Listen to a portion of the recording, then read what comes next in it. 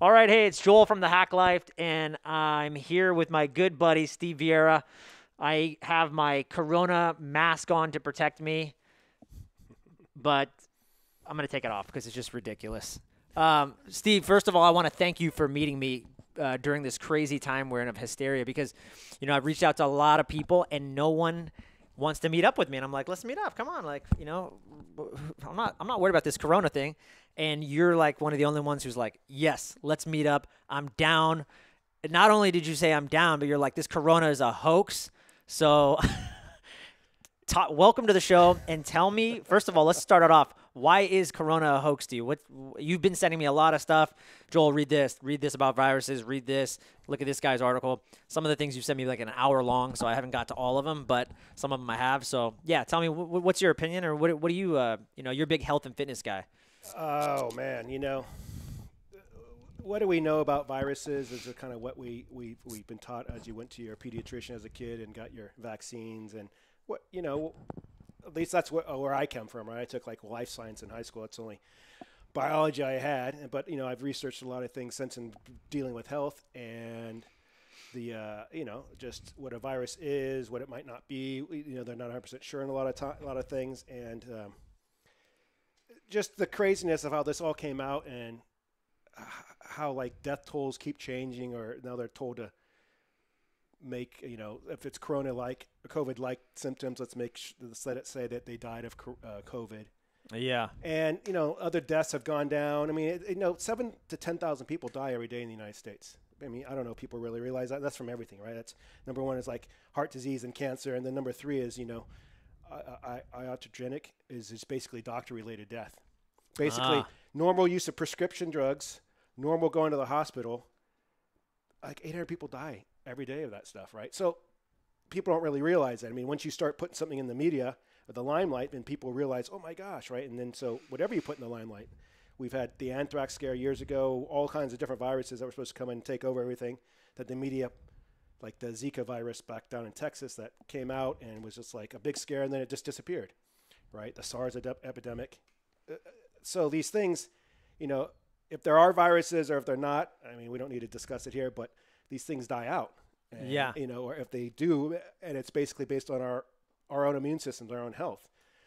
So to have, we're just going way overboard by closing everything down, I think. I mean, we're going to ruin the middle class. People are going to be, this is going to affect their lives much more than I think the deaths were, right? And if you're unhealthy, I mean, if you feel like you might be a person who gets this, I get it, then protect yourself.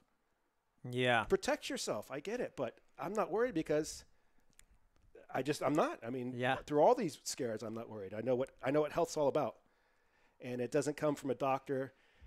It comes from within. We make ourselves healthy. You make yourself healthy. You got to be responsible for your health. Nobody else. And if you're scared because of something, then you're not healthy. People, people talk about, cancer and worried about cancer and heart disease and stuff. And what I try to tell people is, okay, pretend right now you go and you get your cancer diagnosis. What would you do? What are you going to do? You're going to hopefully change your diet. You're going to change your lifestyle, right? I mean, I assume. You may hopefully start researching more.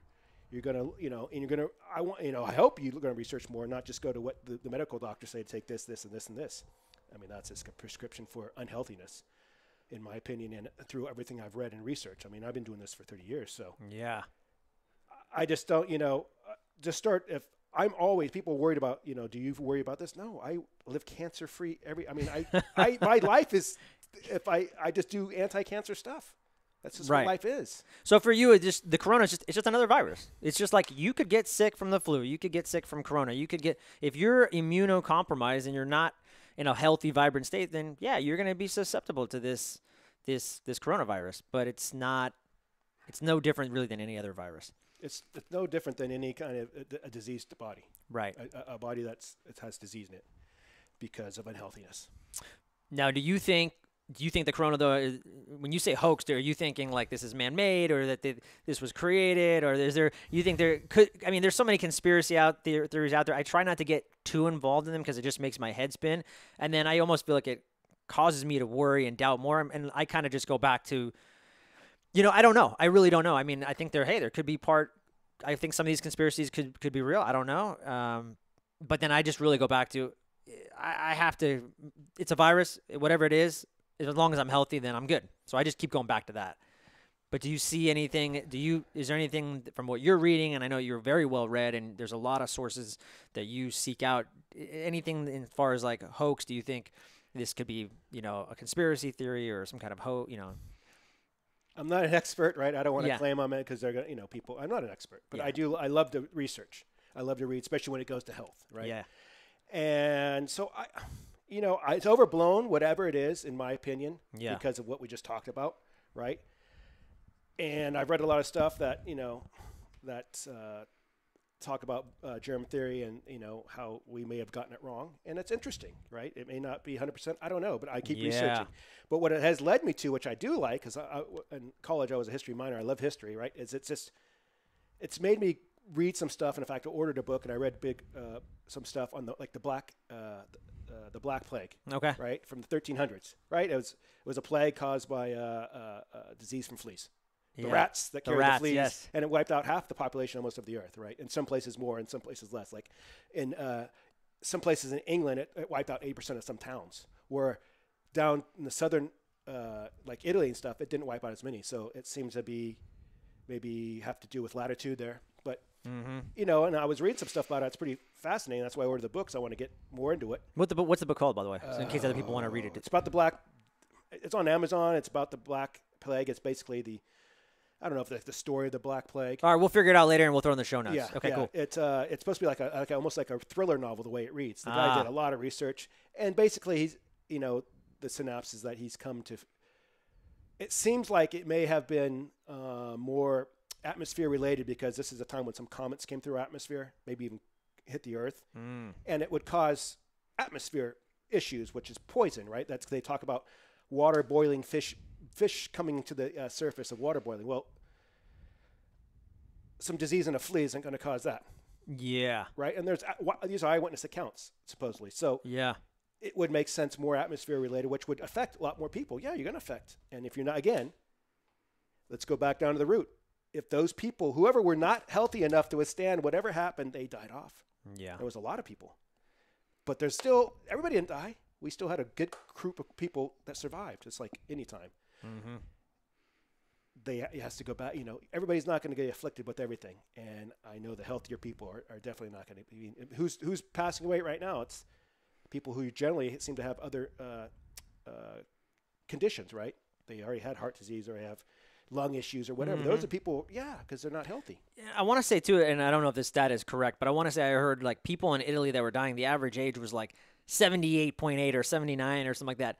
The average age in Italy in general was 80. So it was like that. Now, again, maybe my facts were wrong. Maybe, I don't want to get it too much into this. Yeah, maybe I read the wrong article, but I heard that stat and I thought, oh, that's interesting. Like, these facts, these stats, it's all put in context. Like you said, people, they were naturally going to die anyways, most likely. Maybe this year. Right? From the flu. From something else. Whatever. From anything. It's just, they're just, and not everybody who's over 80 is going to pass away because some are healthier. I mean, you got the 106-year-old, lady who's eating nothing but cheese, Italy, eating nothing but cheese and coffee and just doing fine. And, there's factors there. And it's not all what she's eating. That's a lot of these places. Not all food is probably just one of the, it's definitely not one of the most important things. Really? I think for health. Yeah. Why? Because I would think food is one of the most healthiest things. Unhealthy or healthy? One of the healthiest things you could do. Well, obviously, like I think about for my kids and stuff. I think if I can control, because I just go back to the gut being one of the root pieces of the immune system. Like 80% of our immune system is in the gut. I've heard that stat before. So I always think of like if I can give them a healthy environment free of EMFs and I can give them healthy, good food and a loving, nourishing environment. Like if I can try to do those three things, they're going to be fine. It's part of it, of course, but it doesn't account for everything when we study these blue zones. It's not about what they only eat, right? I mean, But you're right, because like an Italian, they could eat gelato and stuff, and we would, oh no, you can't eat gelato. Like that's milk, and that people have milk allergies. But like you said, they do fine. They're fine. Yeah, I mean, the factors are probably pretty immense, really. I mean, what kind of how's their air in that certain area, right? That what you breathe in a lot of air. You're drinking a lot of water. So how's their water? What kind of water are they drinking? And then, with Italy, for example, compared to some northern climates, is you have lower latitude, you're getting a lot more sun. Vitamin D is huge. I mean, sun is, I think, one of the most important. Sun and water are probably two of the most important things you could do for your body. Okay. Right. You could fast. People fast. I fast, and I feel fine. And that's no food, and I'm still doing fine. And a lot of people have, and they've fasted for over, I don't know what the length of time is the longest, but 200 days. Yeah. I've read, and yeah, they may lose weight or whatever, but they aren't dead. Right. And I'm not going to fast for 100 days to find out, but I fast for 1 to 2, 3, 4 days pretty often. And wow. It's just, so that just shows you don't just need, it's not food all the time. Yeah. It's your environment. Again, breathing, water, sunlight. And then, of course, if you're putting stuff on you, toxins and stuff, right? I mean, everything contains, your skin is very absorbable. It contains anything that you put on you is most likely going to contain a toxin. Right. You just have to look at the ingredients, which most people don't, and look at what some of these things are made of. And when you put it on you, it goes into your skin. So, and then it could be vice versa. Perhaps you put something healthy on you that's being absorbed. Yeah. So something you said earlier is what I want to touch back on. You said, yeah, I've been doing this for 30 years, and that's why I wanted to have you on the show. You're coming up 50.7 years old, 50.7, almost 51, and you look amazing. And so I want to talk. Thanks. I want people to understand this. Like, yeah, you've been studying health and fitness for 30 years. Like, how did you get involved in it? What was like the turning point? Do you remember? Yeah. I like to come across as, I'm no different than anybody else. We're all human. I don't do anything nobody else can do. That's come out right. Yeah. Everybody else could do what I do. That's right. As a kid, I was, my dinner consisted of Kentucky Fried Chicken or McDonald's most of the time. Well, that's where my mom took me, and that's what it was in the 70s, right? And I loved it, of course. And then, I never gained weight. I was pretty active as a kid, like most kids were back then. And then I started playing baseball, and then I got to high school, and I didn't really do anything, right? I was an average student, didn't do much, and went through high school and always thought about what's going to happen after high school. And then somehow my buddy and I started lifting weights in his backyard a little bit. And I was just like, I like this. And then, and then I started researching about it and seeing what it could do for you. And it just caught me. I was just like, man, I love it. At that time it was about being, a large human, right? Strong, muscle bound, and just like Arnold, because it was during Arnold. Yeah. It was right after that. It was during, the big bodybuilding days of the early 90s. And it was just like, yeah, this is awesome. I mean, this is what I like. And I just took to it, and I took to it hugely by just doing the bodybuilding stuff, reading everything I could, and just digesting it and then trying things. And it just expanded from there, right? I mean, I did a bodybuilding competition back then. How old were you? When I did the competition? Yeah. 24. Okay. Yeah. It was just a little show, but it was just great. So, it was a goal to do because I was working out, and I was like, what am I – I'm working out. It's fun, but what am I going to do? And so I decided to say, hey, let's work out for a show to have a goal, right? And so it really consumed me for the next year. And I did some stuff from all the reading I did, some unorthodox stuff then that a few people were doing. What was unorthodox then? That is more common now. Okay, so like a paleo or carnivore diet now, right? There was a book, Mario Di Pasquale book about anabolic diet. It kind of followed the Atkins principles. It was basically during the week, you left your carbs low, like no more than 40 grams of carbs a day. You ate fat and protein is what you concentrated on, right? And this is before the organic, free-range kind of stuff. And then on the weekends, you would just eat anything. It's like during the week, you kind of just deplete your glycogen, and then the weekends, everything goes. Pizza, everything. I mean, you just literally from Friday to Monday, because Saturday and Sunday you ate anything, you could be 6 pounds heavier. Monday through, and how many days a week are you working out? At that time, I was working out. That time, okay, I've changed from all that, but I was working 6 days a week, and I was doing two sessions a day, plus working. And that was normal, though, for any competitive bodybuilder. Yeah. Well, it was just normal for me, too. I just liked it. I'd worked at Safeway. I'd work out in the morning. After work, my buddy and I worked out at night, and we were just like always working out. And this guy, Eric, he had a family, and he was great, man. He was just an awesome partner. He was always there, every day. But back to the diet is during the week you eat all that, right? Just nothing but fat. And I didn't eat much veggies then, right? So again, I'm totally different, but I didn't eat much veggies then. I drank a lot of V8 was my vegetable because I had a lot of potassium in it. And, and that was it. And I'd actually make a soup out of V8 and I put broccoli or green beans in there. And it was like my soup base. So I get some vegetables because I wasn't a very big vegetable eater like most people are now. And in the week, it's like, you eat anything. And so by the Monday, you're just like full of glycogen. You're just like, whoa, you are pumped, ready to go on that next workout. And then slowly it depletes again, right? Yeah. And I worked at Safeway at the time, and I wanted calories. I'd eat 6,000 calories a day. I would take heavy whipping cream and drink it. That little carton of heavy whipping cream was over 1,000 calories. I'd eat London broiled steaks, eat eggs by the dozen, canned tuna, right? Yeah. Baby food, because baby food, at least at that time, had like beef, which tasted like crap, though it was processed better, right? It was cleaner. The baby food is generally a better, cleaner food rather than other stuff, right? So I was doing all that, and I was gaining. And I probably, 6,000 calories. I wasn't, again, knowledgeable as I am now, and I wouldn't do that now. Yeah. Because it's a lot of work, for one. And at that time, a lot of work on your body to process it all. And at that time, I was logging everything I ate. I had a program. I logged everything I ate for 2 years. Everything. Every day. I could go back and see what I ate, right? Because that's what that's what you're supposed to. At that time, you're supposed to do that.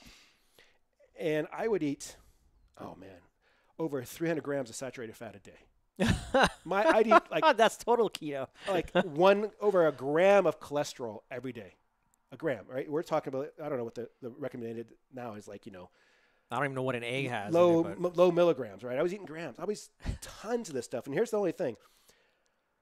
After I was done, I did this for 2 years. And after I was done, I went and got my blood work done. Pretty much the only time I ever got my blood work done. What made you do it? Get my blood work done? I want to know. I want to know the aftermath. Yeah, right? cool. And, now everybody's always, you got to get your blood work done. How healthy are you? You got to figure this stuff out, right? And my triglycerides were low and my cholesterol was low. Nothing. I looked like I did now. I was about 200. I got up to 213 pounds. I had a little bit of fat on me, and then I dieted down to about 170 to compete. Whoa. I didn't try. That was my first time, and so it if I had to keep doing it again, I could better it. But I got down to 170, and after that, I kind of stayed with that diet, and I just kind of didn't go so crazy on the weekends, and I ate more stuff during the week, and I started including out more vegetables, and that's pretty much what I still do now. And my weight's been the same. 20 years ago, I was 200 pounds. I stayed around there, and I slowly went down to the 187 to the 191 mark, and I've been there ever since. I've never been overweight. Yeah. And I don't write anything down. I don't even pay attention. I don't know how many calories I eat a day. I don't even care. Yeah, I'm the same way. I just eat. Yeah. When you're hungry, you eat. Well, it's cool too because we were talking beforehand, and I was like, "Hey, Steve," and you were kind of modest, but I'm like, you still got a six pack, and you were like, "What?" And then you're like, "Yeah, and like you're like, "Yeah," but it was just like you said, but I don't count calories. I don't even do abs. I just do me. I do functional movements, and I eat right, and it's just a lifestyle, and that's the product. The byproduct is this. Yeah. It's great. Yeah, it's just whatever. You don't. If you go to achieve something, you're not gonna. It's gonna be very difficult to get. And then if you do, like achieving the big biceps, okay, but for what? For what? What process are you doing to get there, right? Me, I want to just. I'm 50. I'm not into a specific sport. I'm just into life, right? I got to stay healthy. Police officer and everything. Got to stay healthy, and that's just how it is. Yeah. Yeah. So let's talk about that. This is another great thing I want to talk about.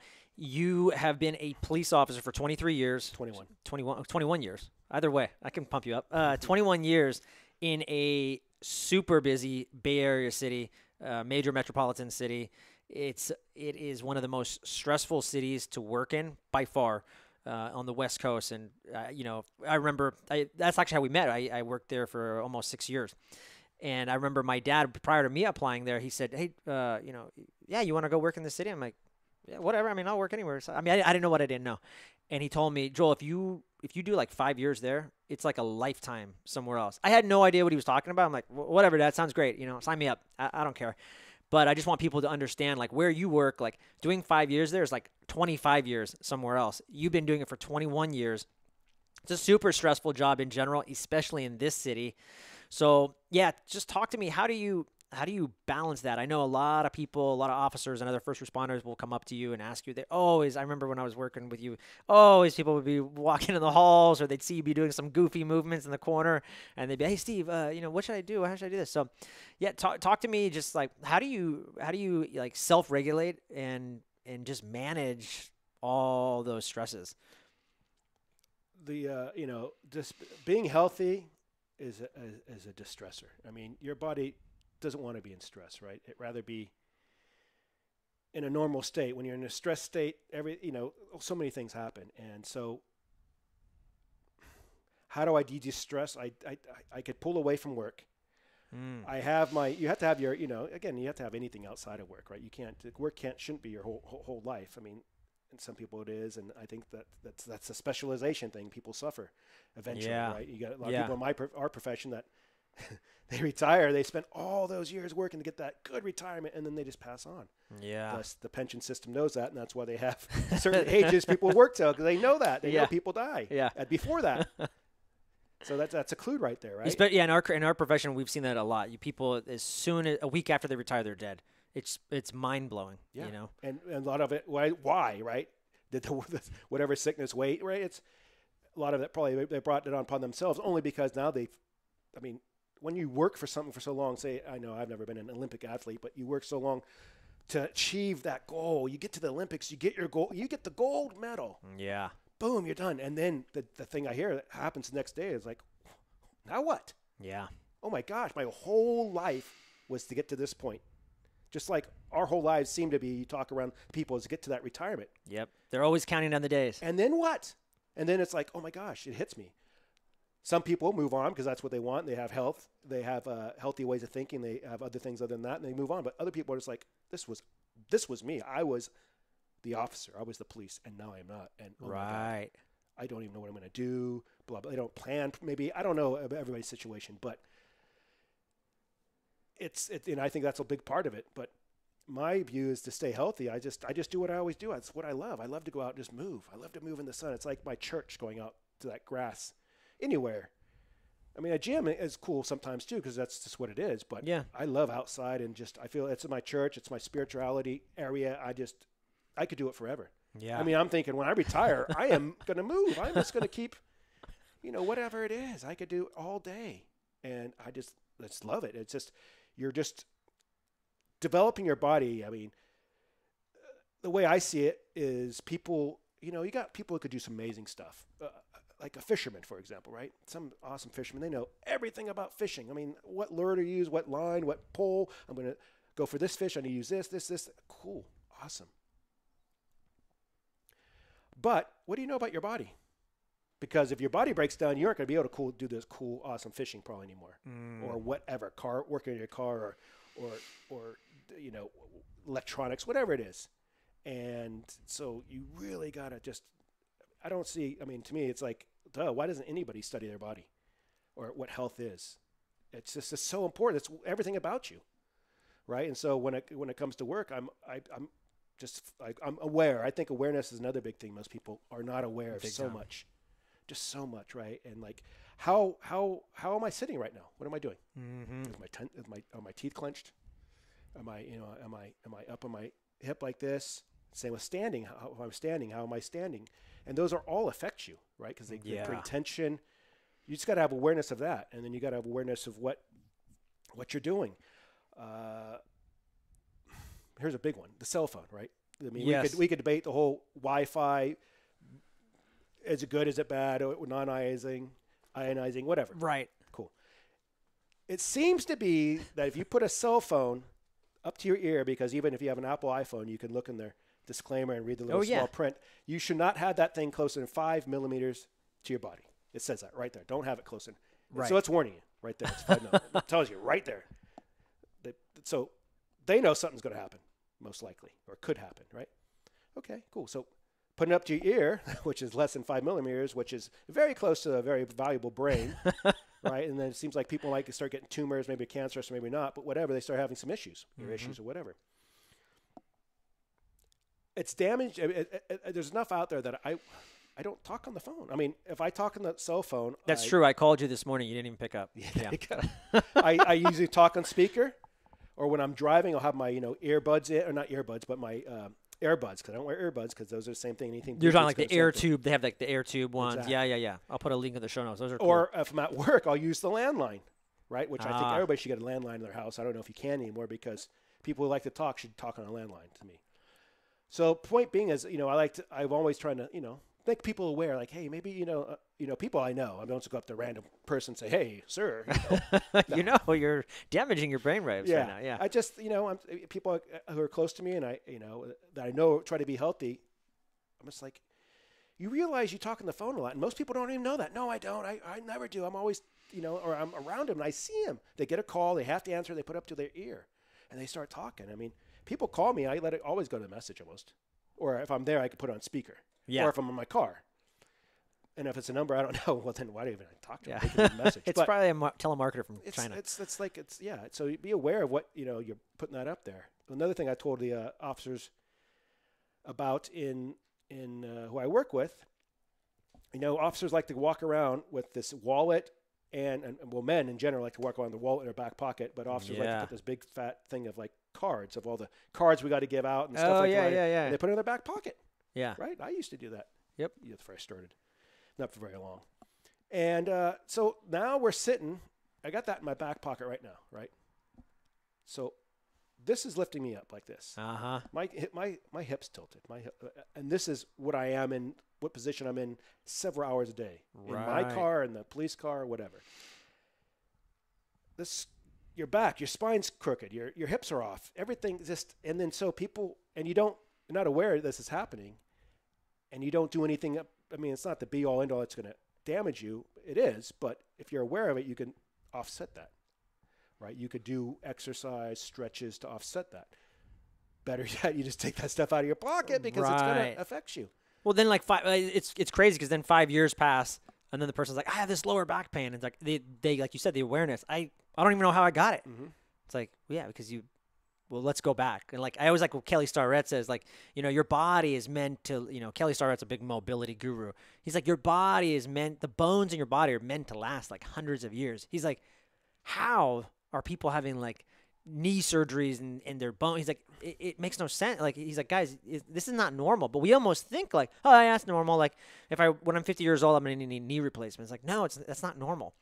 You have to cultivate that awareness and realize, like, oh yeah, now I have this, and a lot of us don't have the awareness, so we don't even know how we got it. We just assume, oh, my body's shutting down. It's not doing what it's supposed to. Oh, I'm getting old. You hear that all the time. Getting old. Yeah. Awareness. Females carry a purse. A lot of them. Their whole entire lives, they carry a purse, and they always put it over their dominant shoulder, and whatever weight's in there, push that shoulder down. Gives you this a little bit, right? The heavier it is, or a backpack, or whatever, you're just off to the side a little bit. Every day, that affects. Wow, I got this pain on my side. Why? Yeah. At least put it on the other shoulder, right, or a backpack, or don't carry a purse, whatever. But be aware of something like that, right? Yeah, like you said, they are aware, and they'll go to the doctor, and that's just a recipe for disaster, right? Then they go down that whole path, which is pain killing. Take our stuff to heal you, and that's not it. Movement's probably going to heal you. Right. And, I walk around work. I always watch people, and I watch how they walk, and I get to see a shoulder kinked up, or a hip that doesn't move, or a foot when they walk that's sticking out. The duck walk. Or not even duck, maybe not. This foot may go, left foot may go straight, the right foot goes out. Well, that's, you're supposed to, the knee's meant to go forward, point forward and as a hinge, right? So once you go out if you take a hinge and take it off to the side, the hinge is not supposed to go this way. It's supposed to go this way. Yeah, so you're losing torque every step you take. That, and you're pushing your knee a little bit, the whole leg is a little bit going wonky, and your hip up here is getting set in that position. Again, if you don't move to compensate for that, you're just going down a path of disaster, right? And like you said, we see it in our profession, but you see it in real life. I mean, anybody, I'm just saying I'm more aware because I'm in that profession, and I know I'm around these same people all the time, and I see, and I know, and I'm aware of how this all works. I'm aware if you sit in your car all the time in your driver's seat in a country like America, because there's still, Australia and Japan and Britain, you drive on the side, and if you're a mailman or woman. Mm-hmm. But you're in your car, and every single you get out, you open your door, and you step out most of the time. Yep. You launch yourself up. This leg is getting a lot of work, where this leg's not. Ah. Thousands of reps every day, right? That's like Stretch says, right? You start doing 1,000 reps on this leg or whatever on one thing, it's going to sink in. It's going to be there. This is going to be tighter than this. Yeah. Again, if you don't move or don't do something about it, you're going to become in a world of hurt. I mean, if you become aware, maybe you'll shift your whole body and stand up, right? And you shift your whole body to your legs, so you use both legs to stand up. Mm-hmm. That's one way, but just the awareness of what you're doing to yourself. Yeah. Right? If you're living, you live next to you live under high-powered wires, right? I mean, those are going to affect you. You look at the studies, look at everything out there. Yeah. It's not going to be good for you. And so if you're under that all the time, you start getting these headaches, or for whatever reason, like, I just don't feel well anymore, right? Yeah. And if you're not even aware, you're just thinking right around you, well, what's going on? I'm stressed. You may not even know. You're going to go to the doctor, and they're not going to know. Because they're impossible for them to know, because they don't ask these questions. They don't ask you, where do you live? What is this? What is that? How much magnesium are you taking a day? Like, what, huh? How can they diagnose anything without knowing a lot of these basic things? It's tough. Yeah. But once people read or study it and become aware of it, watching podcasts, reading, whatever, talking to people, then maybe like, oh, I'm going to start looking at that. But everything's going to have, not going to be the symptom everything's going to have a lot of the same symptoms. So that's another. Right. I know it's tough there, but you just got to, the awareness has to come like you just moved to a house that has those power lines above them from your old house. And now things are just not right in this house. And it could be a number of things. It could be mold, right? I mean, that's a big thing. And you don't know if you have mold in the house.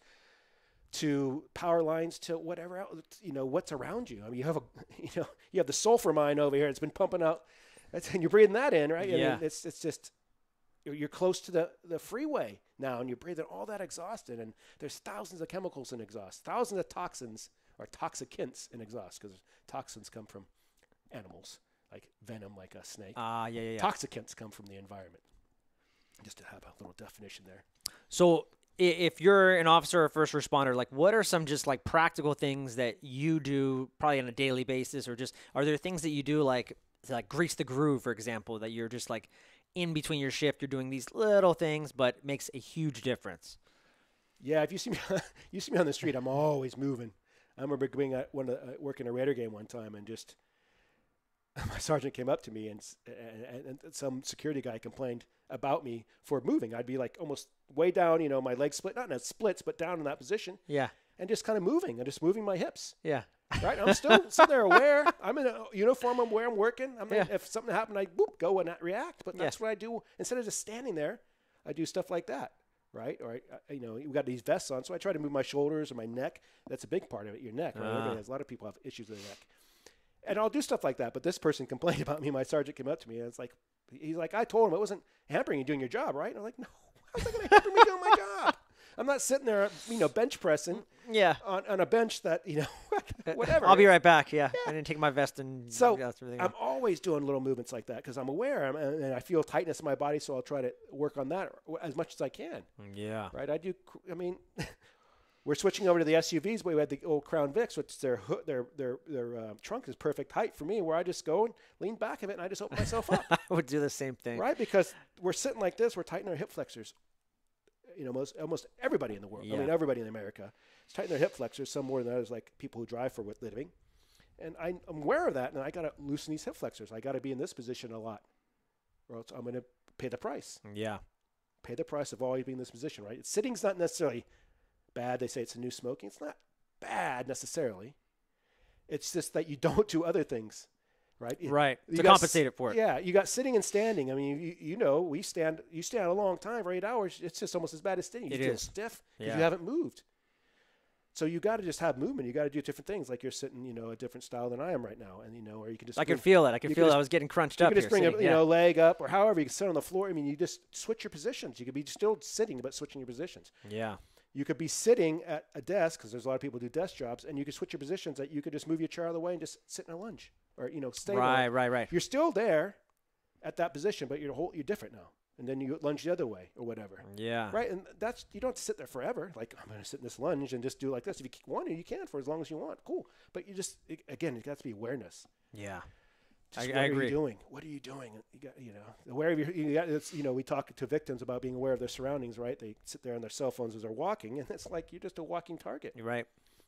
So you got to be aware of that. You should be aware of all around you. You should be aware of what you're doing, and aware of what you're eating, right? I mean, it's just it comes down to awareness for sure. Man, and be curious, right?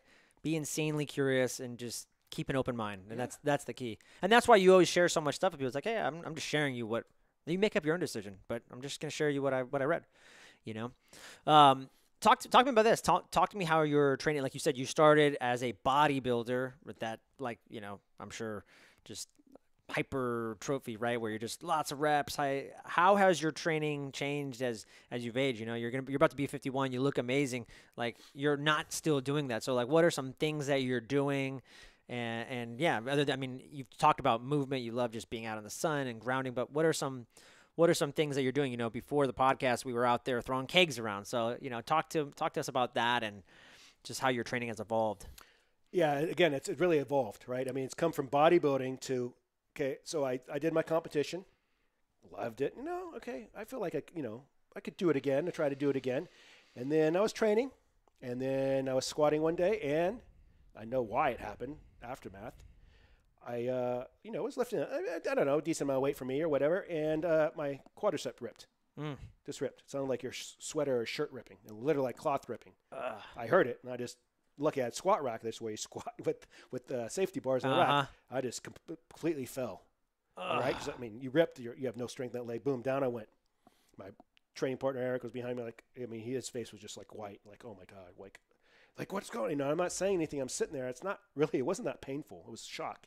And I'm sitting there with this leg laying on the ground. This leg's bent, the ripped leg, and quad, and then this leg straight. And I didn't try to move. I was just sitting there, like I don't know. I was processing it. I was in shock. Right. And then they're calling, hey, get the manager over. He comes running over. They find some paramedics out front who are on lunch, right?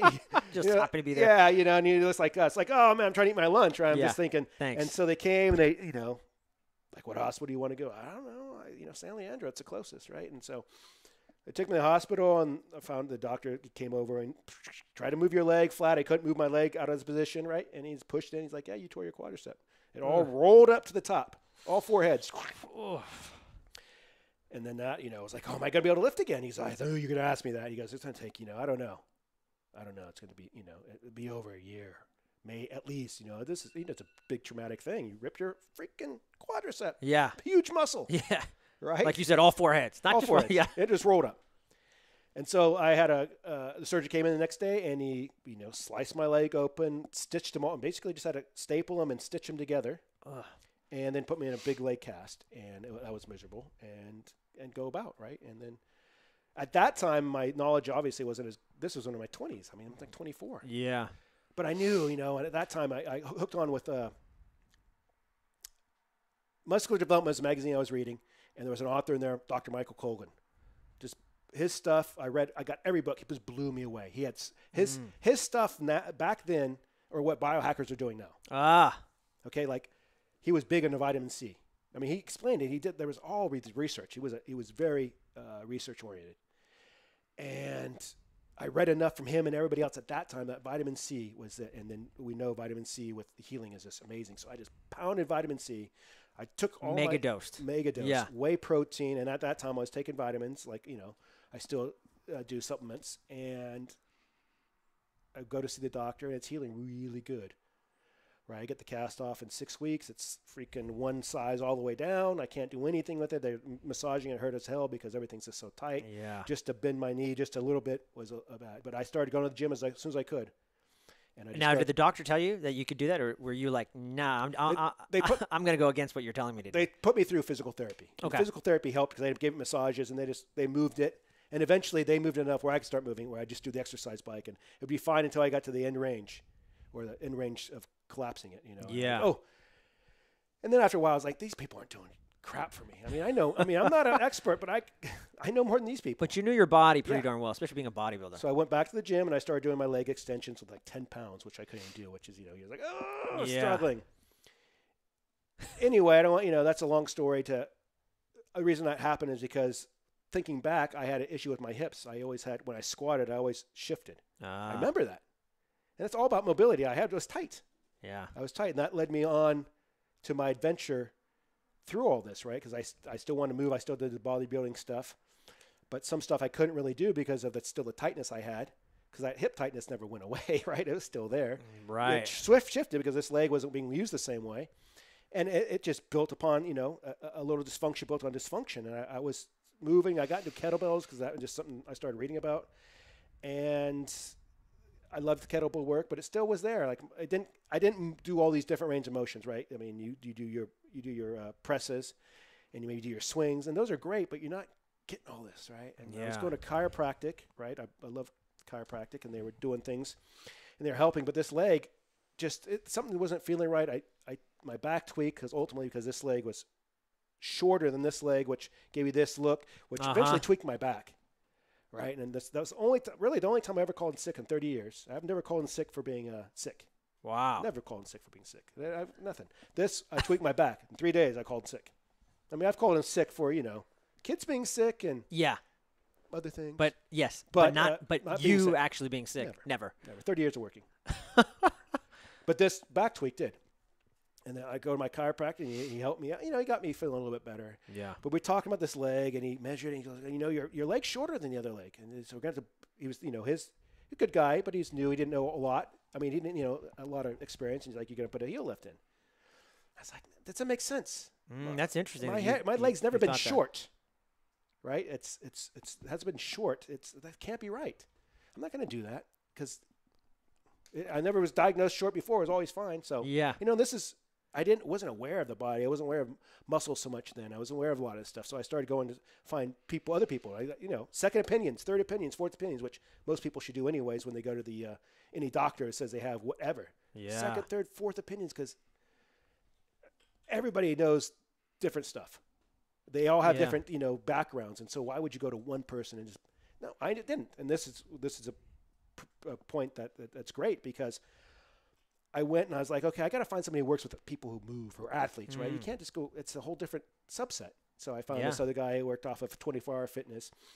He kind of was connected to a Fremont place. And then I went and saw him, and he put me in front of a chart with the lines behind it. And he took my picture and he kind of examined me. He goes, oh yeah, no, you got a short leg, right? He was second opinion of the same thing. Wow. And I was like, that's bullshit.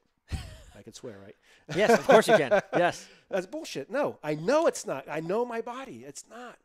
So we worked, a person, Hazelwood, at our work, and big-time bodybuilder, and his wife, he was married to a Miss Olympian. And I was like, that's a pretty good person. Man, dude, who do you use for a car? I know you go to car. Oh, yeah. There's this guy in Pinole, right? And this is when I live in San Leandro. So San Leandro and Pinole is a pretty good distance. Yeah. Right? I mean, it's a 30 minutes? What? 40-minute drive, 45-minute drive. And he's like, this guy, I go to this guy in Pinole. Cool. I called him up, went out there, right? Went to his place, went in there. He has pictures of all these bodybuilders and everything, right? I'm thinking, okay, this is at least the right place. Yes. Because this guy at least knows.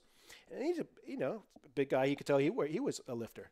And he had strong hands. And the first day I went in, he went in there and he did adjust me, but it wasn't that. He's just felt, oh, dude, this is tight, right? This hip flex, this is tight. And he started, it was hurt, and he started working in there. And then he adjusted me a little bit, and then he measured, and boom, my leg was, straight. The first time, straight, right? And then now he's now saying, no, your legs aren't short. Yeah, no short leg. Yeah. Right? It was just your muscles were tight. They were hiking your hip up. Yeah. All this was just tight in there, right? And it's like, so I kept going to him. 45 minutes I'd go, Yeah. Started off at 3 days a week to really, 2 and then 1. And then that's when I started looking a lot more into the muscle aspect, the mobility aspect. Again, this was the beginning, 2000. Still wasn't a big thing. No, it's not a big thing at all. Right? Kettlebells weren't big, I feel, even until way later. Yeah. So it's interesting that you were doing that back then. Yeah. And so I was into CrossFit. The CrossFit movement started. I was like 2004. I was doing CrossFit stuff. Right at the very beginning. I was thinking about this is kind of cool. Maybe I should have went and become a CrossFit trainer because I would be way ahead of the game. Yeah. But I don't know. I'm just like I'll try one thing and then I want to try another, like kettlebells to CrossFit. And CrossFit encompasses a lot, and so those trying different things has led me along with my journey of fixing my hip And then obviously everything else that runs above the hip and below the hip, it's not, the hip just causes dysfunction all along. You release the main point, and the other points will start releasing once the body can start using its muscles properly, right? If you mess up a big prime mover such as your glutes, something else has to take over. And that's when you start getting pain in your knee or wherever, in your ankle or your shoulder or your neck, right? Because of something like you're not activating your glutes are inhibited. That's what got me to moving to go to, kind of that same time as kettlebells, CrossFit type stuff. And then we go on. And this chiropractor just went out of business. I think he got tired of working. It was great. I was like, oh, no, right? Yeah. So I was on a quest to find a new chiropractor. I found another guy. He was good. But after a while, it's like a lot of, unfortunately, a lot of chiropractic, they just kind of, at first you're like the most important thing and they really want to diagnose you. And then after a while, and this is not everybody. I'm generalizing. Then they're just like, you just kind of come in there, okay, cool, thanks, and you're out, right? And it's like, man, I don't like that type of care anymore because I still have issues. And some of these issues I should have been taken care of then because, again, I need to be responsible for my body. And you got to go deep sometimes. Like you said, you're always going to the root of the problem. And sometimes, like you said, some chiropractors are just like, bam, bam, bam, crack, you adjust. You feel good, but if you got like some root hip issues and stuff and you're not taking care of that, then the bones are going to start to tighten up. You're going to end up with the same problem, right? You're just going to fall back into that pattern. Yeah. And then I went to another chiropractor. I tried a lot of different chiropractors, tried acupuncture, tried it all because it's something to try to see if it does work. Let's see what works for us. Nobody really knows. It's not just going to a doctor and getting your medication. It's not, I'm going to say that's not going to work for you. That's the last thing anybody should do. But, each their own. I'm taking responsibility for my health. I encourage everybody to take responsibility for their health. And I'll assist with what I know, and I'll try to point people in the right directions. Found another chiropractor, really nice lady. She did a lot of different functional tests on me. This is the first time I given functional. Well, no, the first guy kind of did a little bit of functional tests, but she did a lot of functional tests to find out where you're tight to work, know what to work on. That's great because that shows you something. Now, this person's actually looking for the issues rather than you just coming in and complaining about, I got hip pain. Okay, well, hip pain's not just hip. It comes from probably your ankle, maybe. Right. Or maybe even the opposite ankle. And so they do that. And so she did that. And then she kind of seen what my weakness was or my faults were. And she's like, hey, there's this thing she knows about foundation training. That's where that came from, right? Like, okay. Well, talk to us about that. Yeah, let's go into there. Okay, cool. Foundation training, cool. So I researched it, and I got there's the videos, and I started doing it, right? But then the videos didn't go into deep, like the anchoring and stuff, right? That's another big, as we said, a big part of it. So I got into foundation training. I looked. Lo and behold, they were offering a certification in Walnut Creek, right? I was like, oh, I live right next to Walnut Creek. Great. Yeah. 3-day certification. It costs like $1,000, whatever. It doesn't matter. I mean, again, when it comes to education, you can't put a price on anything. You can't. I mean, that's the best thing to spend your money on. And nobody can take that away from you, which I like. It's a skill you're taking forever. Yeah. I went to the certification in Walnut Creek. Nobody else from Walnut Creek. Everybody else is like from Southern California, guys from Australia. That's just because they didn't have that many certifications. I'm like, dude, I can't believe nobody else. I'm just like driving over, 5 minutes away to my house. Yeah. And everybody's coming from all around the world to come to this. Great. And I learned, great bunch of people. I learned a lot. And then there was this one girl there who she was an student instructor, and she just went to an Ido Portal movement camp. Right, and I never heard of Ido Patrol. This is, 7, 8 years, 9 years ago, 10 years. I don't remember. Yeah, 12 years ago maybe. And then I watched her, and she did some crawls. And I mean, okay, she was an attractive woman in the first place, so it was fine. It was easy to watch her there. But the way she moved, I was like, oh, that looks so awesome. She was just so. She was doing a lizard fluid, crawl, right? A lizard crawl, right? And just moving, and I was like, right, and I was over, I'm like, listen to her talk to somebody else, Ido Portal. So me being the researcher, I love this stuff, Ido Portal, and that just opened my entire world to something totally different, right? And it's like, oh my God, look at this guy. This guy's amazing. Yeah, the way he moves, and he has that body people like to look at, right? That most men would love to get his body. Yeah. He just has that, It's like a Bruce Lee almost body, right? Like this lean, but he has muscular. Muscles. Yeah, and he, like he says, he doesn't go for the body. He just moves. And it all takes care of itself. And so I started really researching him, and I was like, oh, I got to, and then other movement practitioners, because he's not the only movement guy. There's so many out there. And then these some of these, I found a place, athletic playground in Emeryville that was a big movement place. That's like parkour, right? You're doing like parkour Well, stuff, there's a parkour place in Okay. Concord that I started going to learn parkour, right? I mean, that's awesome. Yeah. So they had like Just all different forms of parkour. movement. Yeah. I went to, and then found a trampoline place. I always wanted a trampoline on the big Olympic ones, and I found that. And I did that in Oakland, and they had a circus place, right? I loved it. And then I found the athletic playground and go over there, and there's this whole, it's more movements. I mean, handstands, climbing a cloth, and all that stuff. But they were, big movement. They had movement seminars come in, and I just started going to these different movement seminars. GMV Fitness was another huge one I found. I went down to Salinas, met some great people through there. So every time I've gone to these places, I've met awesome people that I've connected with, and they've taken me even further. Yeah. So my bubble was this, and I get more and more people, and then the knowledge is just like, oh my gosh, look at all this stuff. And now I have where I might have walked with my little satchel with I call it my toolbox, right? Yeah. Well, what's wrong with you, buddy? Let me open my little satchel, and that's all I had to work with. There's like a lot of these practitioners out there. That's their satchel is small. That first guy I went to, great guy, but that small, was limited. And then he couldn't help me. Now, somebody like me, I have my it's a toolbox. I got to wheel the whole damn thing with me. Yeah. Right? Because I got so many things I can potentially use or whatever, and I try to use it all. And as you see all the stuff I have, I can't possibly use it all the time. Yeah. And so I'm always going in and out of it. But it's same way with trying to figure out movement. I sit in bed, I lay in bed, I drive, I think about issues like my hip is like this. Well, why is it? Oh, well, I'm starting to feel pain in my knee. Okay, and then I'll start. Okay, like knee pain generally. It has nothing to do with the knee in a way. Correct. Oh, yes, it does, because that's where you're feeling the pain. Yeah. And it might be getting altered, but it's mostly your hip or your hip or your ankle. Yeah. Those are the most likely your problem points, Yep. right? So you can focus on those, and then the knee will come along. But to go and focus on the knee, which a lot of traditional medicine does, Yep. especially with pain, just take medication. That'll heal itself.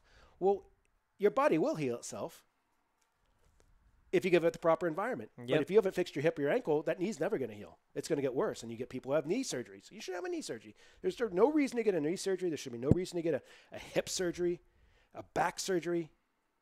And we'll go further. There's no reason you should get any organ taken out of your body that you're supposed to have. A gallbladder, a kidney, okay, if you want to give it up. Right. For somebody, right? Well, I think what you're saying, too, is like, if you give the body the right input, then you're great. You give the body the right input, it's the output is gonna be amazing. It's gonna flourish. That's all you got to do.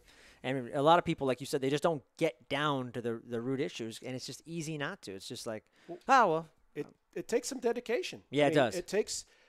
Most people aren't aware that they don't study the body. Like, this is what I do. I don't watch any of the shows out there. I may watch one every once in a while, but I don't watch TV much. If I do, I watch a documentary. Yeah. I read a lot. I watch podcasts. I practice movement. I read about movement. I read about other stuff, and I practice that stuff. I practice it all on me, right? And I see what works and what doesn't. And I live whatever I talk, whatever I put out there, I do. What has been one of the most, I mean, like you said, you've been to so many. So, like, if you had to boil it down to like one of the most impactful trainings you've gone to from from all the movement modalities? What do you think is like one of the biggest? Okay, well, I'm going to answer it twice. Okay. Okay, because I'm going to say the biggest was the foundation training, because that just opened up my world, right? You got to look.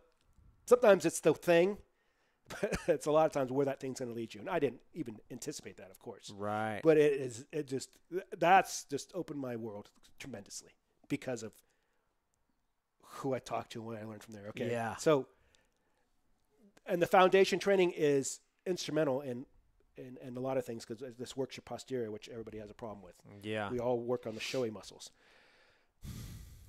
So I'm going to say maybe the GMB training I went to after that, because it went into more And movement. GMB is an acronym for gymnastic? No, gold medal bodies. Okay. Gold medal body. And it's centered around gymnastics, though, right? Yes, it does center around gymnastics, but they do a lot of animal moves and a lot of other things. But yes, and so that opened my world to more Ido Portal kind of stuff. But now with hands-on learning a little bit, and again meeting some awesome people, but just I guess the diversity there. Yeah. And again, watching somebody like one of the instructors is Jarlo, and the dude, he did a session of movement on the ground, low squatting kind of stuff, just or crawling, and then It was just so, again, it was like when I watched the one woman move, I watched him and I was just like, dude, look how effortlessly he's moving down there. And he's just crawling and it's been recorded. It was recorded on, it was recorded and I've gone back and I've watched it several times and I'm just like, that's what we need to do. That's what I want to do. I don't want to be the big guy. Yeah. I mean, I want to be strong. I love strength. As you see, I love my kegs. I love my kettlebells. I love picking stuff up from the ground. And I want to go, I still have a goal, right? And that's one thing one reason I keep my lifestyle is because you learn so much up to this point that I'm finally getting a chance to use it all. I don't want to die. And now it's like life is just beginning. Like I want to go to Iceland. I'm going to go do stone lifting still. In my 50s, I don't care. I'm going to lift. I mean, they have several different size stones, and that was their thing in the manhood. To get into manhood, you had different stones you had to lift, right? And they're famous. Yeah. I just want to go and lift them. You know what I find so amazing is even what you said earlier about how people in retirement, and it reminds me of this Tony Robbins quote where he talks about like people are so focused on achievement versus like fulfillment. And for you can just see like if you were like, oh, I'm gonna lift stones and that'll be the end of my life and I've won, I achieved something, great. But for you, it's like no, I'm just fulfilling I'm just putting new things in my bucket. I'm just fulfilling myself. This is great. There's just some openness and abundance. It's never ending, whereas when you achieve something, there's just this, you put a limit on it. Yeah. I in my whole philosophy of working out is the journey rather than the achievement. I'll come out here with people have their, what am I doing today? I'm doing chest, I'm doing this, and that's cool. I did that, and I like it, and maybe I should follow it sometimes a little more with some of the skills I want to perfect, right? I might want to come. I think in my head, I want to perfect my hand balancing, right? I want to perfect my hand balancing. That's what I'm going to start doing. Mm-hmm. Then I come out to my yard, and I just kind of get out here, and I pick up the keg or I pick up my club, and I just start moving with it. And then an hour later, right, it's like I'm still doing this or doing that, and I haven't even focused on hand balancing, which is perfectly okay. Yeah. The aspect I'm out there moving, okay, I'll get hand balancing sometime, or I'll get, whatever sometime.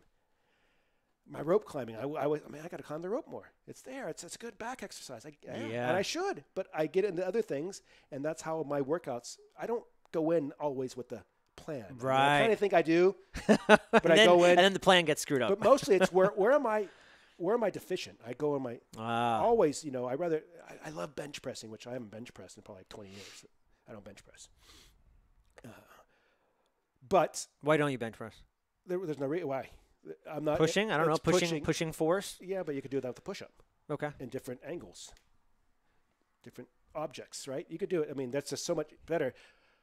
Bench pressing, you are on a bench, and you've now limited your scapular movement, which is a huge part of your bench pressing.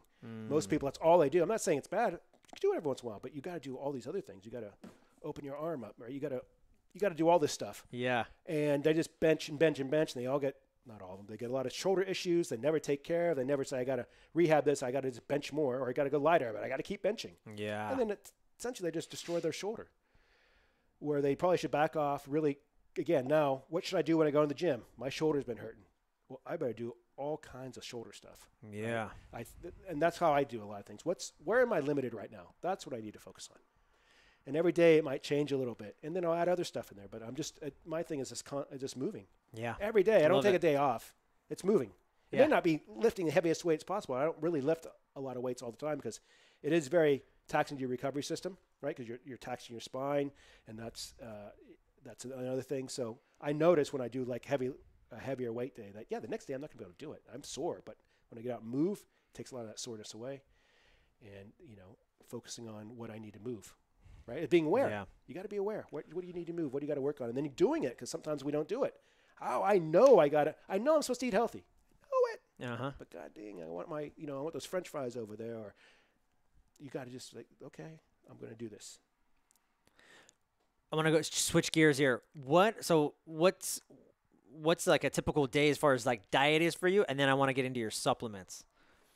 So, like, you wake up in the morning, what's normal for you? Okay, if it's a day off, right, like the day like today, I'll wake up, I'll do a little bit of movement, right, like do my cat-cows, and I like doing hip openers because that's just something to prime you. I mean, you've been laying in bed. Simple, 5 minutes worth. I'll go upstairs, I'll fix my coffee, usually a bulletproof type coffee, but it could always change. Sometimes I put some things in it, sometimes like cacao or cinnamon, sometimes I don't. Yeah. And then I'll usually take some vitamin C and some acetyl-carnitine and maybe some herbs that revolves. It's never. I don't try to take everything every day because I don't know if you really need it. Yeah. You're kind of like a press pull cycle. You're not, or you just do it on what you feel. You're just. I don't know if I feel. I just What does my body need today? Mushrooms, for example. I take mushroom powder, but do I take it every day? No, no, because I have so many different powders. It's like I don't want to sit there and take 87 a day. Yeah. I'll take these 3 this day, these 3 tomorrow, and then go back to these 3 or whatever. And then I'll come out and I'll generally start doing some kind of movement. I like the keg. I open up on the keg, boom, and then depending on what I'm going to do, I don't know. Sometimes I'll go out there, and if I have nothing pressing for the day, I'll just play some music, and I just go, and I might be out there for an hour, 2, 3 hours. And generally, I'm never usually hungry. I haven't eaten yet, and I'm just usually I stop because it's like I'm not wasting, but I've used my whole day on this. Yeah. Or maybe I should go eat, or I got to go do this later, so let's stop now, right? Or I want to go do this, sit in the sauna or sit in the cold tub. And so then I'll go and usually take a shake. At that time, it's easy. Put a lot of different stuff in the shake, a lot of good stuff. Mm-hmm. And what's some good stuff that you like to put in there? I usually put a base of water, or a little bit of water, and like a cup of frozen fruit, just about a cup. Okay. Different kinds because I like to have variety. I put liquid minerals in there. I'll throw like 3 raw eggs, good eggs. I'll put salt and pepper in there, and the pepper helps the curcumin I put in there later absorb. I'll put 15, 20 different powders in there. Sometimes bee pollen. Grind up some chia seeds. Maybe put a scoop of that in there. I put some maple syrup because I need a little flavor. It gets a little maple syrup as a sweetener. Maybe some kefir or some yogurt. Protein powder, and grind it all up, and I'll drink it. So that could and this has been a staple again back from Michael Colgan. Olive oil. So you got me on the olive oil, by the way. I've been following that since you told me, and I love it. And it's funny because I want to hear what you learned from Dr. Colgan, but I remember Dr. Gundry, who's like a popular doctor right now because he wrote The Plant Paradox. He swears by olive oil as one of you talked about the blue zones earlier about people living to their 100. He says all of them had like an olive oil, or I don't know all of them, but majority of them did. And it's just the polyphenol content, and olive oil is just so good for your health. So you got me doing that. I always do that now. Thank you. Good. Welcome. But yeah, talk to me about what you learned from him and why that's a staple. The same thing, it was just how good it was for you, right? And at that time, again, when I was reading Colgan, my whole thing was I need calories. Olive oil is an easy way to get calories, right? Yeah. A tablespoon is like 120 calories, right? So now I don't really measure it, but I'd be like measuring a quarter cup. Yeah. Right? And how many calories is that? I don't know, 700, 800? It's a lot. Yeah. For just quarter cup. It's like my heavy whipping cream of 1,000 calories, right? Yeah. And so I'll put I'll just usually just sit there and count like to 20. 1, 2, 3. As I pour olive oil in my shake. Yeah. So my shake might be, 2,000 calories. I don't even know. I don't care. Yeah. Grind it up and I just drink it. Yeah. Right? And then it fulfills me. Sometimes I want to eat something while I'm drinking it because you should usually eat because you got to chew, right, to get the enzymes flowing. So I always want something crunchy. Sometimes I'll eat a couple chips or crackers or a piece of cheese or whatever. It's something just to chew so I get the fulfillment of eating something, right? Because just drinking is it's not fulfilling. It might not fulfill you, right? Yeah. And then later, I'll just do my day. Sometimes I might come back and move again later. I might go, do whatever. I'll practice juggling or whatever. I always like doing some kind of new skill. I got a guitar. I'll practice my guitar or whatever. Yeah. And then I will eat a meal. I don't know. It could be anything later, and then maybe another meal late at night, or maybe just one meal, and I make it a big, like fish, whatever, steak. It's usually meat. I got to have meat. And I know, I'm not vegetarians, and they're like, vegetarianism is great. You know what? Vegetarianism is awesome. Put a steak with it. I eat all the vegetables. I agree 100%. I love all the vegetables. I don't need all the fluff. I don't need the rice. I don't need the beans. I don't need the So you'll do like a paleo style dinner. You'll have some kind of meat probably with vegetables. Yep, that's pretty much. That's been it. That's basically been the foundation since my 20s. But you won't have. What about sweet potatoes? Will you won't eat that or okay? But I'm not going to say. But no rice, no quinoa, no nothing. Okay. Occasionally. I don't make it generally. Like when I make my kids dinner. Throughout all the years, it's always been just a vegetable and some meat, or vegetables and some meat, generally, because they get enough carbohydrates and fluff in their own diet. Right? For sure. We can't control that. Yeah. That's like people are like, I can't eat like you. just be aware. You could eat the stuff that's considered bad for you, and that's fine, but you got to eat the good stuff. Yeah. And part of that is getting a lot of different vegetables in you. And I think the easiest way of that is with powders, right? A good green powder gives you like 30 things. Just take a scoop a day. Not hard. Also, are you still, I know you got me into herbs. You were taking a lot of herbs for a while. Are you still doing that? Yeah, we're not talking marijuana here. Right? We're talking herbs. Herbs. No, I'm talking like ant powder. Come on, man. You know what I'm talking about. Tongarali. Well, I mean, maybe yeah, not just kidding. Yeah, in fact, I've tried to switch more to herbs only because an herb has so many different things in it, right? It has all these little phytochemicals because it comes from nature, right? Ant powder, you mentioned, right? Ants, okay, has a little bit of protein. It has the ant, what are in ants? It's what's in the cells. It has zinc, not a lot, but just a little, and it does these different things for the body. Partly because of the minerals you take, and I'm sure, and partly because of just other stuff that's in it, right? Or like you said, I think it's like a living organism. So that's what Or Hishiwu, for example, I think is another good one. Yeah. But it's a plant. Again, plants. Again, plants and good protein and meat. And I'm just in heaven, right? And I got to eat, but it has to be. People think meat. I eat meat. I go to McDonald's. No, you got to have good, clean meat. Yeah. You got to have good, clean plants. You got to have good, clean eggs. And they're out there. Take a little work. Right? But you got to have them because they bring less toxins. Toxins are the problem. You want to go back to the virus or whatever, anything that ails you, it's because of your toxic load. Yeah. Right? And that's the biggest thing. And you just keep adding to it. You don't do the things that will take away from it or decrease it to make you better, right? You're always stressed. You're always eating the crappy food and whatever. But back to the herbs. I just take Shilajit. You still taking that? Shilajit, yep. And okay, and you ask, what do they do, right? And I have awareness to myself. I mean, more awareness, I think, than the average person. And sometimes I could feel, but I can't feel like, oh, well, it's affecting my leg or whatever. Yeah. But I take my stuff. I have energy galore. I can work 60 hours a week. You do work 60 hours a week, by the way. Most of the time, right? Yeah. The kids are older, so they don't take as much. But I used to, I cooked and took care of the kids. Yeah. Part time. I move every day, 1 to 2 hours, sometimes 3, even when I'm working. Yeah. And then some of that is during work, right? Because you can sit there doing whatever you're doing, and like I did, and just move. You got just being aware of movement. But I do a movement session where I could just really feel like I worked out because I got to do that. Yeah. So I don't feel like, But the point being is I take these herbs and everything else. That's my lifestyle, just full of energy. I don't tired. Yeah. I mean, as long as I sleep well, which helps me sleep well. I can sleep, wake up, and ready to go. And then the days when, with our work, sometimes you had shift altering, right? You had to wake up 4 a.m. to go do a search warrant. Uh-huh. It sucked. Yeah. Right? But I can wake up that morning and be no issues. I mean, yes, ultimately there is an issue because I know, like Kelly Starrett says, it's pre-diabetic. You put yourself in a pre-diabetic state if you haven't slept enough. If I'm aware of that, then maybe I won't eat all this other, and again, this is not a whole other level of awareness. Maybe I won't eat a certain way. Right. Because I know my body's already compromised. I know I've compromised my body. I feel great. And maybe I haven't compromised myself as much as somebody else would have who doesn't live a healthy lifestyle. But I could work that whole day, whole night, right? I mean, when I was working the swing shifts, right? This was every week we used to, at the 12-hour shifts. So we had 3, 4, right? 4 days, 1 week you work 12-hour shifts, and then 3 weeks, right? But 3 days a week. But usually my other week, I'd take up overtime that first day. And then I'd also sometimes make it a whole day. So even if my first day, say it was Tuesday, I would work from my start at 7 in the morning, and I'd work until 2 at night. Yeah. I do that every Tuesday. Yeah. The next day, I'd work 2 to 2, or 12-hour shift. The next day, 2 to 2. The next day, 2 to 2. So I get my 4 days.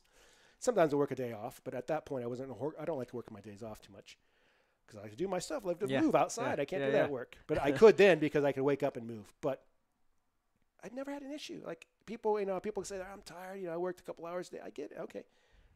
I worked 17 hours, or 19 hours, right? 19 hours, then 3 12-hour shifts. Yeah. And the fourth day, right, Friday, I'm working out in the morning. I'm waking up. I'm coming out and working out. Plenty of energy. Yeah. Even though I've worked, 24, 43 hours the last 3 days. Yeah.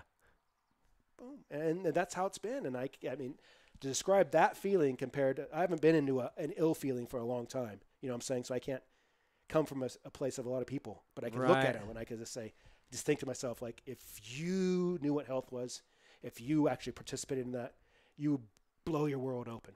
Yeah. Right? I mean, you go to people who are, okay, I'm telling you, if you have a gut, you are not healthy. Okay? I know people love to see, I mean, of course, there's different stages, but, you know, if you're overly obese or whatever, you're not healthy no matter what. I'm telling you, that's just badness in you. Right? Yeah. And I mean, I'm not. You're not judging it. You're just saying, like, it's just a fact. You're not it's just healthy. Yeah. And what's cool about that, if you want to look at it from one point, is, you know, they may think a certain way. Whatever, they got how their thinking works, or their thought process, or whatever, just their ability to think, and then beyond moving and everything else. But if you feel how you feel then, and you decide to get healthy and get rid of that and get healthy, your thinking can get astronomically better.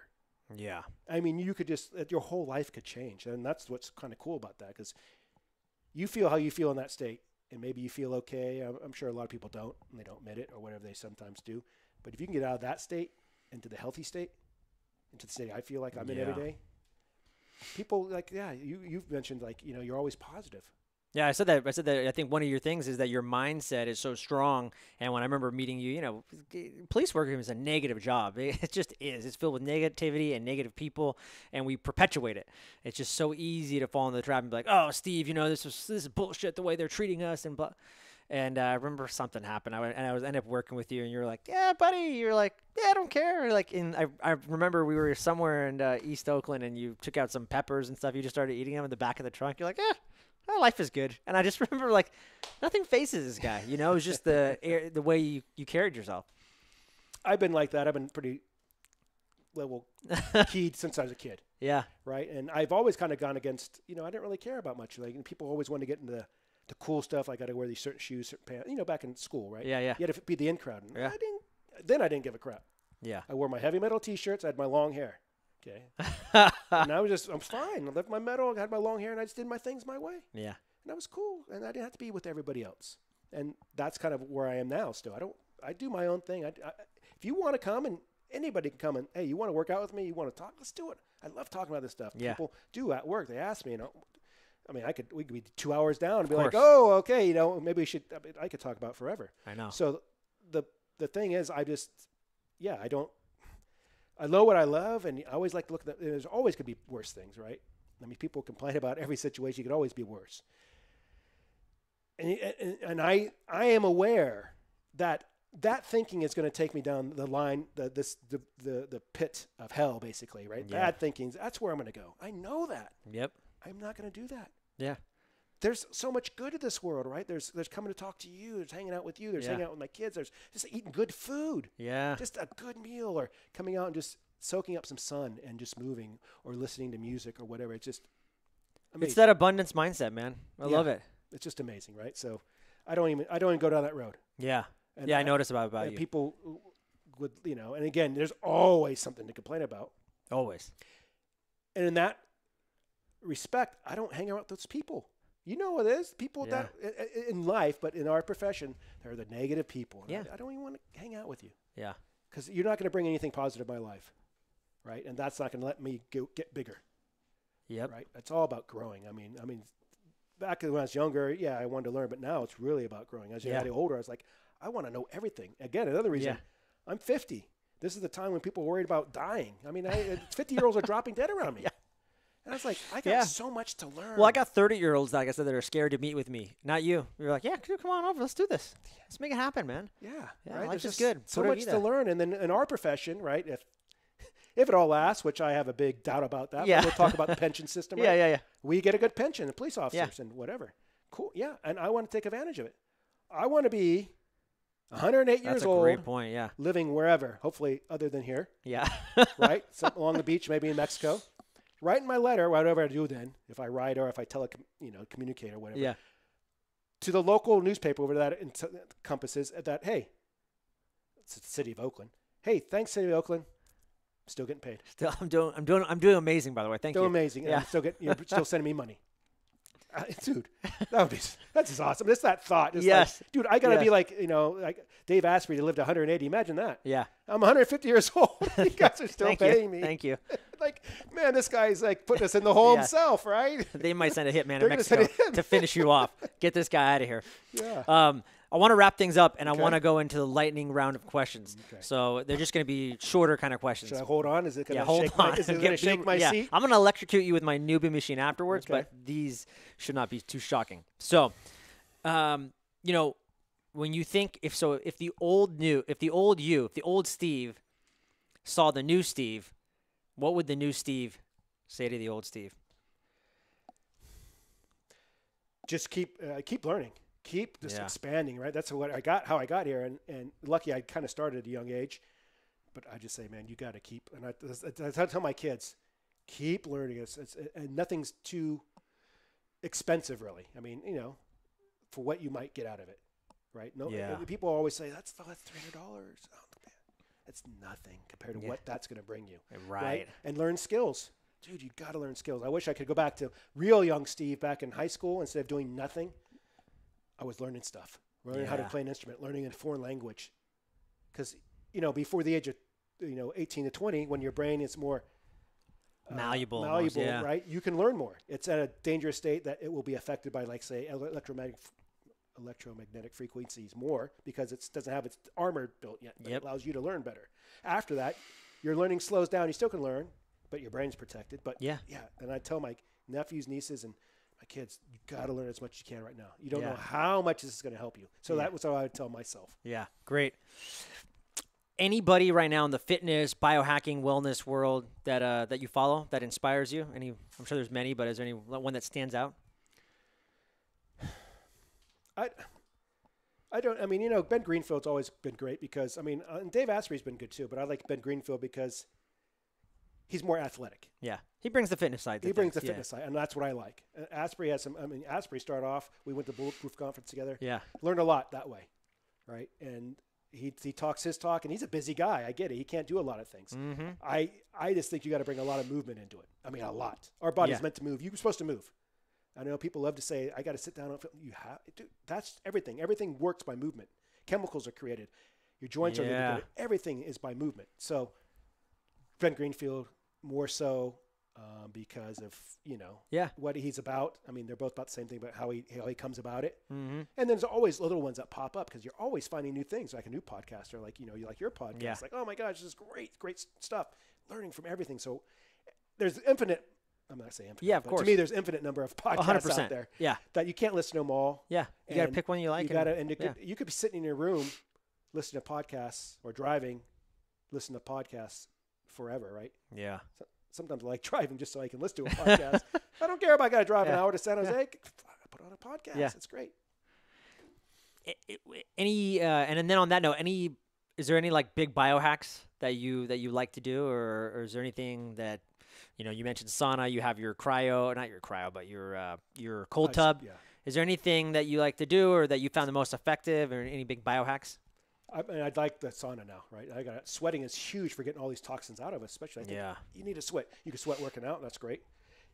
Working out, going all out all the time, you're going to destroy yourself. You can't. I mean, a lot of CrossFitters destroy themselves. I love CrossFit, but what's about, and you do get better, but your recovery only goes so far. Yeah. You can't. Your ability to lift and do all this stuff, it far surpasses that. And I learned this from Mike Mentzer years ago. He had his HIT training. Yeah, high-intensity training. Yeah. Where you just do one set. And I did it for a while, where you just do one set all of heaviness, right? Because you only have so much recovery ability. So you can't go all out. So you can't, I don't sweat a whole lot all the time when I work out. I'm an easy sweater. When I sit in the sauna, I sweat like crazy. Yeah. I've got hot yoga. I sweat like crazy. I mean, there's a pool around me. I got to bring like 3 towels. I'm just like wiping it up. It's crazy. But it's great because you got to sweat. So that's probably the biggest thing. And then what kind of sauna is it, by the way? It's a clear light sauna. Okay. It's low EMF. It costs a pretty penny, but you know what? That's what I like to spend my money on. Yeah. I work overtime. To pay for your just toys. to do that. Yeah. Right? People, for whatever reasons, that's what I like. Yeah, I'll buy, love that. I got the red light panels. I got 3 of them. Yeah. I bought my kids each one, and I have 2. So I got 4 of them. I love it. And I let anybody use them. My sister or whoever could use it. Yeah. Any, when I think about for me, I'm big on like rituals or practices. You mentioned a lot of, for me, it could be maybe gratitude journaling for some people. Are there any habits or practices that you do on a regular daily basis? Well, I sacrifice goats to Satan. Besides, take that out. Adam, take that out. Yeah. The morning rituals are, I like my coffee. I didn't drink coffee up till like 5 years ago, right? Oh, wow. Most of my career, I hated coffee. I hated everything about coffee. And the reason I started drinking coffee, because if you look at all the studies out there, everything that has to do with coffee, you just live longer. Yeah. It doesn't matter what ails you, you live longer drinking coffee. Colgan wrote about coffee in his brain health book, right? And that was years ago. That was 2001. Yeah. And just talked about, that's where I first read the study that, and I was just like, but I couldn't get coffee back then. I didn't like the taste. I hate everything coffee, but I started drinking coffee. I was like, this stuff's good for me. Yeah. I got to drink it. And so I just started drinking it, and then Bulletproof Coffee came out, and I was like, oh, this is cool. I can add extra calories. And oh, man, I calories, feel great drinking it, right? And so the coffees have become a ritual, right? Some days I don't drink coffee because everything shouldn't be done all the time. Yeah. So I'll drink tea. I won't go without. I don't need it, right? People need it. Yeah. I can wake up with this energy and just go. Yeah. I don't need it. It just feels good. It's just a ritual I do there. And then some kind of movement. Even my work days, I get up, not hours because I got to start at 7. So I'm got to sleep. But I get up and I get some red light on me. I get my eyes in the sun and I make sure I move a little bit. Mm. Any exciting projects or any projects that you're working on right now that you're super excited about? I mean, the project I've been working on and I continue to love working on is me. Yeah, I love that. I just love I want to get myself as best I can. Yeah. So I'm the project. Yeah. Right. And that's just what I like to do. Other people, whatever they got, whatever. Yeah. I'm the project and I'm always working on me.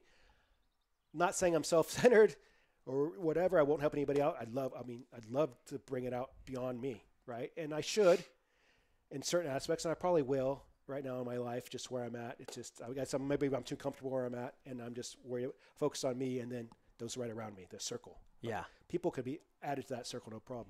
I have no issues with that. No, and I get that because I had my martial arts instructor. I asked him that question. He said the exact same thing you said, but he said it's not a selfish thing. It's just that I know when I work on myself and make myself better, then everybody else around me gets a better me, and then it's a ripple effect, right, of what you're putting out in the world. Yeah. So I totally get that. And real quick, just go with that. Yeah, that's what I tell everybody. Right, people want to look at what's happening in Washington or Africa or whatever stuff you cannot affect. Mm-hmm. Right, and they're worried about it. Sometimes, the virus is a perfect example. Yeah. I'm worried about the virus. I can't even go outside. I can't do anything. Here's what you can do. You can focus on you, number one, which most everybody needs to, way more than they are. Focus on you. Get that really good, and then you can focus on the 5 people around you. Yeah. And if you do that and that, if you just do that alone, everybody did it, the world will take care of itself. The world's problems will take care of itself. Yeah. And that's what you can do. You can't do what you can't worry about what Trump's doing. That's nothing. I mean, that's not affecting you and I right now. I don't know what Trump's doing. Yeah, I don't either. I don't care. It doesn't affect us. I care about it. Right yeah, but it's not affecting us. It's not really going to affect our lives. Really, right? Yeah. I mean, he made policies or whatever, but right now, no. I still can go out and move. You can come out and move with me. We can still drink our coffee. Yeah. We can still educate people around us, and I could choose what I want to be angry about. Yeah, I love that. Last but not least, Steve, I know you have all this training and to start putting this out into the world. I think very soon. Where can people find you or connect with you? Just go to Facebook and just Steve Vierra right now. Yeah, and friend me and maybe send me a message because if I get all these friend requests, there's always the fake profiles out there. Right. And especially because you're going to come from somebody I don't know, right? Yeah. It's a friend request. Say, hey, I saw you. Maybe that someone might be friends of yours, and that's great. That's just a start. And I might go beyond that at some point. I would like to, but for right now, that's that. And I have a lot. I mean, if you want an education, and I guess this is selfish or this is whatever, just go look at all my posts. Yeah. Right. And some of it you may not agree with. It's not really anything political. I don't get into that's worthless. There's this stuff about critical thinking, which I think is huge because we lack critical thinking in society. Yeah. And I think people just need to learn about that or see what's kind of happening in that aspect. But a lot of it is just different things about health. Yeah. Stuff I've posted, a lot of stuff I shared, and stuff I go back to read. I share it so I have it on my timeline so I can go back and read. But sometimes I scroll down, like, I'll just look at mine and then scroll down. I was like, the amount of information somebody who really wants to could learn just right here. And what's so good about that is it's taken me 30 years to learn what I learned. And I do this. Besides moving, I may study 1 to 3 hours a day, every day about health, right? That's average. I mean, probably lower, but I'm saying just over time. And I've learned a lot. Yeah. To get it from me that I'm just putting down some, I think, very valuable stuff. Getting all the fluff out. It's just, my 30 years can be condensed to, I don't know, months or a year or whatever, or days for somebody else that you just get like the crux of it. Yeah. The crux. Yeah. And then you could decide if you want to try to do that, which I think that's how you learn. That's why I spend a lot of finance. And I just go after to look at the big guy. What are they doing? How did they get where they're at? Right? You don't wish, these guys are up there and I'm down here. That's not what you do. How'd they get to where they're at? Yeah. How'd that guy get over there? How'd that guy get the large arms or whatever? How'd that happen? Go ask them, research it, and then try it. Yeah. Boom. Critical. Love it. Steve Vierra, thank you, my friend, for being on the show. Yeah, thanks for having me.